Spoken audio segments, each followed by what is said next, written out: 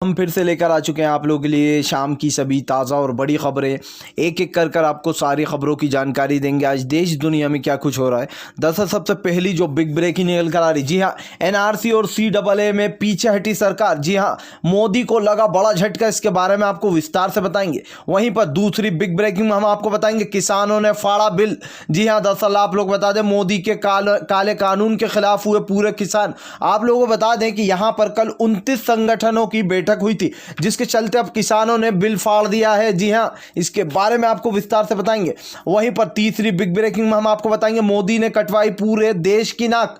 अब भाई आप लोग बता दें जीडीपी में अब हमसे बांग्लादेश हो गया आगे। जी हां, अब आप सोच सकते हैं किस तरीके से मोदी ने पूरे देश की नाक कटा दी है। वहीं पर अगली बिग ब्रेकिंग में हम आपको बताएंगे असदुद्दीन ओवैसी ने बोला मोदी पर अपना हमला, कहा एनआरसी और सीएए मुसलमानों को टारगेट करने की जा रही है साजिश। इसके बारे में आपको विस्तार से बताएंगे। फिर से एक बार भड़के एनआरसी पर असदुद्दीन ओवैसी। वहीं पर अगली बिग ब्रेकिंग में हम आपको बताएंगे, जी हां, एनडीए के मंत्री जी महोदय को दौड़ाया बिहार की जनता ने। भाई ये तीसरा चौथा मामला सामने आया है जहां पर मंत्री महोदय गए थे वोट मांगने, लोगों ने उल्टे पैर दौड़ा दिया। इसके बारे में भी आपको विस्तार से बताएंगे।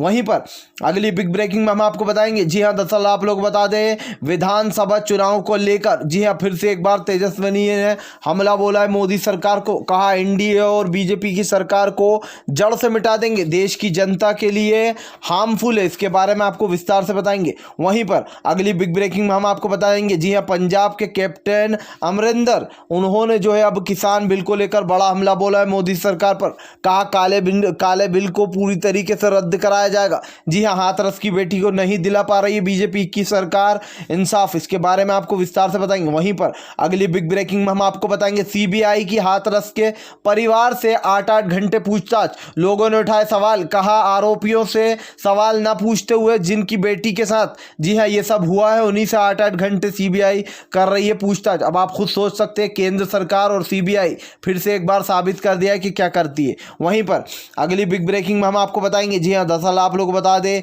एक बार फिर से भड़की ममता बनर्जी। कहा यूपी में जंगल राज चल रहा है और यहां पर पश्चिम बंगाल में नहीं मचाने देंगे बवाल बीजेपी के गुंडों को। जी हां, डायरेक्ट बीजेपी के गुंडे बोलती भी नजर आई हैं ममता बनर्जी। वाट लगा दी है मोदी सरकार की, इसके बारे में भी आपको विस्तार से बताएंगे। वहीं पर अगली बिग ब्रेकिंग में हम आपको बताएंगे राहुल गांधी ने दी सभी अंध भक्तों को बधाई। कहा अब तो आप लोग खुश हैं। जी हां, बांग्लादेश से भी जीडीपी में पिछड़ गया हमारा भारत और हम चीन से लड़ने की बात करते हैं। इसके बारे में भी आपको विस्तार से बताएंगे। वहीं पर अगली बिग ब्रेकिंग में हम आपको बताएंगे, जी हां, दरअसल आप लोग बता दें एक बार फिर से भड़के अजीत अंजुम। मोदी सरकार पर लगाया पक्षपात करने का इल्जाम। दरअसल आप लोग बता दें अजीत अंजुम का कहना है कि आज देश में धर्म के आधार पर लोगों को चूज किया जाता है। जी हां, किसको जेल में डालना और किसके ऊपर कार्रवाई करना है। बीजेपी के नेताओं के ऊपर कार्रवाई नहीं की जा रही है जो कि आए दिन दंगे फैला रहा है। इसके बारे में भी आपको विस्तार से बताएंगे। वहीं पर अगली बिग ब्रेकिंग में हम आपको बताएंगे, जी हां, दरअसल आप लोगों को बता दें पाकिस्तान को संयुक्त मानव अधिकार ने चुन लिया। दरअसल पहले इसको निकाल दिया गया था लिस्ट से बाहर, लेकिन अब यहां पर पाकिस्तान को चुन लिया गया, जिससे बड़ा झटका लगता हुआ नजर आया है कई देशों को। खैर चलिए हम बढ़ते हैं सबसे पहली और बड़ी खबर की ओर। दरअसल आप लोगों को बता दें सबसे पहली जो बड़ी खबर निकल कर आ रही है, जी हां, किसानों ने फाड़ा बिल। आप लोग बता दें ये पहली बार नहीं हुआ है जब मोदी के काले कानून को लेकर इतना कड़ा रवैया अपनाया हो लोगों ने। आप लोगों को बता दें कल 29 संगठनों की बैठक हुई थी। ऐसे में जब किसानों की कोई बात ना बनी तो किसान बाहर निकल गए। इसी के चलते किसानों ने जो बिल की कॉपी थी उसको बुरी तरीके से फाड़ दिया। जी हाँ, किसानों का कहना है कि मोदी सरकार को ये काला कानून तत्काल में वापस लेना चाहिए। इस पर बैठक जो की गई थी, हमने जो बैठक की थी 29 संगठनों ने, इसलिए की गई थी कि इस काले कानून को वापस लिया जाए, लेकिन लगातार मोदी सरकार अपने फैसले पर अड़ी हुई है। ऐसे में आप लोग बता दें किसानों ने जो है यहाँ पर गुस्से में आकर बिल की कॉपी ही फाड़ डाली। ऐसा पहली बार नहीं हुआ, एक बार सांसद में भी जो ये हो चुका है। आप खुद सोच सकते हैं कि आज किसानों के लिए जो काला कानून लाया गया है वो मौत के समान है और ऐसे में किसानों ने साफ हल्ला बोला कि मोदी सरकार का एक कानून नहीं माना जाएगा। खैर चलिए बढ़ते हैं एक और अगली बिग ब्रेकिंग की तरफ। दरअसल आप लोग बता दें अगली जो बड़ी खबर निकल कर आ रही है, एनआरसी में मोदी सरकार ने हटाए अपने कदम पीछे। जी है, दरअसल आप लोग बता दें 10,000 ऐसे लोगों के नाम वापस निकाले गए हैं जिनका प्रमाण पत्र मिल गया। दरअसल आप लोग बता दें 10,000 लोगों को बेसिकली कहा जाए तो एनआरसी में सरकार अपने कदम पीछे हटाती हुई नजर आ रही है, लेकिन अभी भी ये खतरा टला नहीं है। मोदी सरकार जिस तरीके से CAA एनआरसी लाई थी, उसने सोचा था कि देश का हर नागरिक इसको चुपचाप एक्सेप्ट कर लेगा, लेकिन देश के नागरिकों ने आवाज़ उठाई और मोदी सरकार की बोलती बंद कर दी। जिस तरीके से मोदी इस देश में काले कानूनों की झड़ी लगा रहा है, उसको लेकर लोगों ने बड़ा हमला बोला था। यहाँ पर आप लोगों को बता दें अब एनआरसी CAA पर लॉक लगता हुआ नजर आ रहा है, लेकिन फिलहाल जिन 10,000 लोगों का नाम निकाला गया है असम से बाहर, उनमें जो है उन सब के पहचान पत्र मिल गए, ऐसा बताया गया। अब देखिए आप लोग, ये केवल इसलिए लाया जा रहा था ये काला कानून कि जिन लोगों का भी नाम इस लिस्ट में होगा उन लोगों को डिटेंशन सेंटर भेजा जाएगा और उन्हें जाना ही पड़ेगा। और दूसरी बात यह है कि उनसे वोटिंग अधिकार भी छीन लिया जाएगा।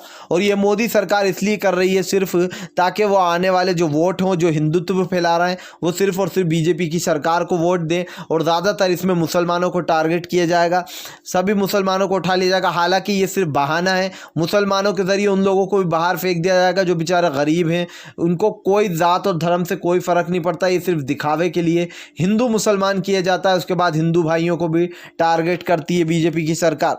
खैर चलिए बढ़ते हैं एक और अगली बिग ब्रेकिंग की तरफ। दरअसल आप लोग बता दें अगली जो बड़ी खबर निकल कर आ रही है, जी हाँ, GDP में बंगाल से भी पीछे छूटा भारत, लोगों ने बोला बड़ा हमला विपक्ष पार्टियों ने। दरअसल आप लोग बता दें बांग्लादेश से भी अब पीछे छूट गया। एक तरफ हम चीन से लड़ने की बात करते हैं, दूसरी तरफ मोदी ने इस देश का वंटा ढाल करा दिया। सभी विपक्ष पार्टियों ने हमला बोला कि मोदी सरकार ये नया भारत बनाना चाहती थी, आज बांग्लादेश से भी पीछे रह गए हम लोग। जी हाँ, जिस तरीके से मोदी ने इंटरनेशनल तरीके से अपनी नाक कटाई है, ये देखकर कहना गलत नहीं होगा कि आज देश के युवा के पास नौकरी नहीं है, बेरोजगारी बढ़ चुकी है। जी हाँ, लगातार हिंदू मुसलमान के नारे चलाए जा रहे हैं, दलित बेटियों के साथ रेप किया जा रहा है, छोटे बड़े समाज को टारगेट किया जा रहा है, और आज हमारे देश की जो आर्थिक स्थिति है वो पूरी तरीके से डामाडोल हो चुकी है। तो आप खुद सोच सकते हैं किस तरीके से आज लोगों को टारगेट किया जा रहा है और उनकी स्वतंत्रता छीनी जा रही है। जो भी सच्चाई के खिलाफ आवाज़ उठाता है उसकी आवाज़ को दबा दिया जाता है। खैर चलिए हम बढ़ते हैं एक और अगली बिग ब्रेकिंग की तरफ। दरअसल आप लोग बता दें अगली जो बड़ी खबर निकल कर आ रही है, जी हाँ, दरअसल आप लोग बता दें एक बार फिर से एनडीए और बीजेपी के मंत्री को लोगों ने दौड़ाया। आप लोग बता दें बिहार की जनता का जो गुस्सा है वो अब बीजेपी पर ज़बरदस्त तरीके से फूट रहा है। जिस तरीके से बीजेपी और नीतीश ने मिलकर लोगों का उल्लू बनाया 15 साल तक, इसको लेकर अब जनता फूट पड़ी है। दरअसल आप लोगों को बता दें विधानसभा चुनाव भी होने वाले हैं, ऐसे में आप लोग बता दें देवेश चंद्र ठाकुर, जी हाँ, बिहार की जनता के बीच पहुंचे थे और बिहार की जनता ने देवेश चंद्र ठाकुर को दौड़ा दौड़ा कर भगाया गया। पहले तो मंत्री जी गाड़ी में बैठे रहे, जब लोगों ने घेराव कर लिया तो वो नीचे उतर के लोगों को पाठ पढ़ाने लगे। जी हाँ, जब लोगों को पाठ समझ में ना आया तो खूब खरी खोती सुनाई उनको। जी हाँ, बीजेपी का ठीकरा फोड़ा। दरअसल आप लोगों को बता दें जिस तरीके से यहाँ पर देवेंद्र चंद्र ठाकुर ने स्टूडेंट का साथ नहीं दिया था और उन्होंने स्टूडेंट के लिए कुछ नहीं किया था, इसको लेकर बुरी तरीके से लोगों में था गुस्सा और लोगों ने जमकर जो है यहाँ पर उनकी सुताई करके और उनको खूब खरी खोती सुनाकर वहाँ से उल्टे पैर दौड़ा दिया गया। तो आप खुद सोच सकते हैं किस तरीके से आज लोगों में गुस्सा फूट रहा है एनडीए को लेकर। जी हाँ, खैर चलिए बढ़ते हैं एक और अगली बिग ब्रेकिंग की तरफ। दरअसल आप लोग बता दें अगली जो बड़ी खबर निकल कर आ रही है, जी हाँ, आप लोग बता दें सीबीआई की हाथरस के परिवार से 8-8 घंटे पूछताछ। लोगों ने उठाए, विपक्ष पार्टियों ने सवाल कि भाई जिन्होंने जुर्म करा इनसे तो सवाल पूछे नहीं जा रहा है, और जिस परिवार की बेटी के साथ ये हुआ है उनसे 10-10, 12-12 घंटे पूछताछ की जा रही है। इसका क्या मतलब निकलता है? अब आप खुद सोच सकते हैं कि बीजेपी की सत्ता गिर चुकी है। जी हाँ, सीबीआई लगातार 8-8 घंटे पीड़िता के ही परिवार से पूछताछ कर रही है।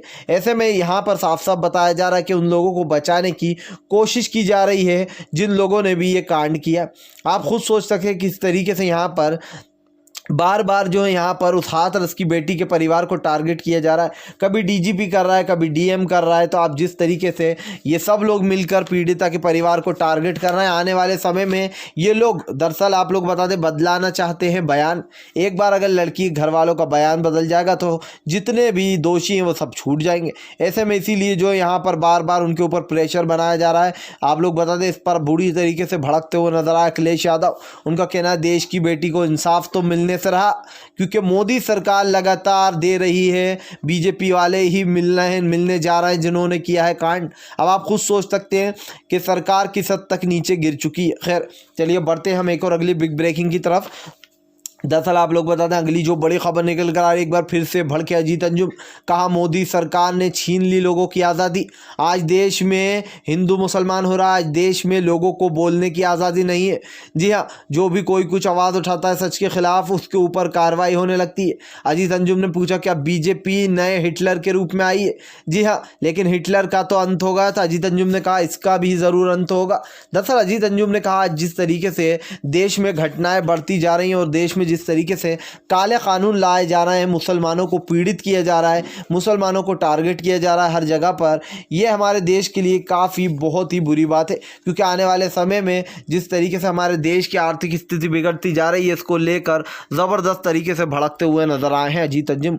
उनका कहना आज मोदी सरकार लोगों के धर्म के आधार पर उनको उठाती है। जी हाँ, बीजेपी के नेता आए दिन विवादित बयान देते हैं, ऐसे में उनको उठाया नहीं जाता। अभी रिसेंटली बिहार में भी एक ने जिहादी कहकर बहुत ही बुरा, मैंने आपको बताया था बीजेपी का नेता किस तरीके से मुसलमानों के खिलाफ जहर उगल रहा था कि ये भी दूसरा कश्मीर बन जाएगा।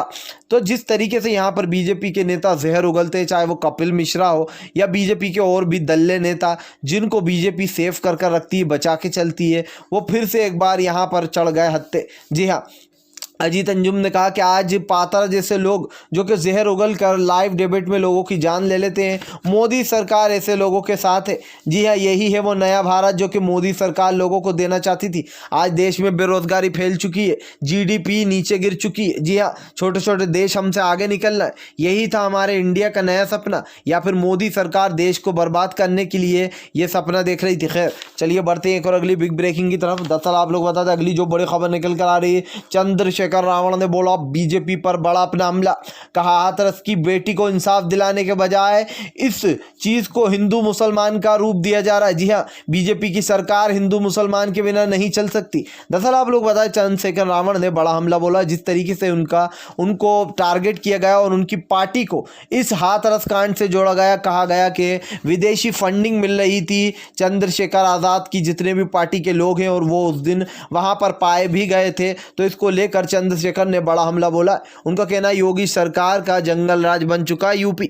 जी हाँ, ऐसे में किसी न किसी के ऊपर तो भाई मरना पड़ेगा ये सारा आरोप। जी हाँ, जिसने भी ये आरोप लगाए हैं, चंद्रशेखर का कहना है कि पहले वो अपना प्रमाण दे दे कि वो देश के ही प्रवासी हैं, या फिर लोगों के ऊपर जो है आए दिन जिस तरीके के केस लगाए जाते हैं, चाहे वो संजय सिंह हो देशद्रोह के, ऐसे में भाई चंद्रशेखर ने बड़ा हमला बोला। उनका कहना है कि मोदी सरकार चाहे कितना कर ले, हाथरस की बेटी को इंसाफ तो दिला के रहेंगे। जी हाँ, 1000 बार मिलने जाएंगे, हाथरस में किसी के बाप में दम नहीं जो रोक सके। जितना झूठी न्यूज़ चलाना है चला लो। गोदी मीडिया को भी आड़े हाथ ले लिए चंद्रशेखर ने। उनका कहना आज जिस तरीके से दलाल मीडिया दलाली कर रही है मोदी की, ये देखकर काफ़ी शर्म आती है कि आज हमारे देश की मीडिया गोदी की गोद में जाकर बैठ गई है मोदी की। जी हाँ, जहाँ पर मीडिया का काम होता है सच बताना, वहाँ पर मीडिया आज झूठ चला रही है। आज देश के नागरिक को बेवकूफ़ बना रही है झूठी न्यूज़ें चलाकर। दरअसल आप लोग बता दें न्यूज़ को लेकर भी चंद्रशेखर ने बुरा हमला बोला। उनका कहना है कि आजकल तो बस मोदी जी की तारीफें होती है न्यूज़ चैनलों पे, तो ऐसे में न्यूज़ चैनलों को अपना नाम हटाकर जी हाँ मोदी रख देना चाहिए। खैर चलिए हम बढ़ते हैं एक और अगली बिग ब्रेकिंग की तरफ। दरअसल आप लोग बता दें अगली जो बड़ी खबर निकल कर आ रही, जी हाँ, एक बार फिर से शिवराज के पत्ते खुल गए लोगों के सामने। दरअसल आप लोग बता दें वोट मांगने के लिए शिवराज सिंह घुटनों पे आए तो लोगों ने उठा दिए सवाल। उनका कहना है कहाँ गई वो बीजेपी की सरकार जो कि कांग्रेस की सरकार गिराकर बनी है बेईमानी से। जी हाँ, नहीं देंगे बीजेपी को वोट। जिस तरीके से किसान भाइयों के लिए काला बिल लाया गया, मुसलमानों को एनआरसी में टारगेट किया गया और दलित बेटी को इंसाफ नहीं दिया गया, जब तक बीजेपी को वोट नहीं देंगे जब तक के जिंदा है। दरअसल आप लोग बता दें विपक्ष पार्टियों ने इसी के साथ साथ जो एमपी की जनता उसने बड़ा हमला बोला शिवराज पर। कहा आज शिवराज हाथ जोड़ना है, कल सीने पे चढ़ के बैठ जाएंगे जैसे ही पार्टी जीतेगी। जी हाँ, और भूल जाएंगे किसने वोट दिया था, कौन था। जिस तरीके से युवाओं की पिटाई की जा रही है, पंडितों को पीटा जा रहा है, मुसलमानों को टारगेट किया जा रहा है, इसको लेकर बीजेपी की हर तरफ जगहसाई हो रही है। जी हाँ, खैर, अगर आप भी शांतिपूर्ण ढंग से पीएम की इन सभी गलत नीतियों का दिल से विरोध करते हो तो इस वीडियो को दिल से लाइक करके हमारे चैनल को सब्सक्राइब करके अपना समर्थन ज़रूर दर्ज कराएं, क्योंकि हम एक ऐसे निष्पक्ष पत्रकार हैं जो कि आप तक सिर्फ सच और सच पहुंचाने की कोशिश करते हैं। तो हम मिलेंगे आपसे नेक्स्ट वीडियो में, तब तक के लिए वंदे मातरम, जय हिंद।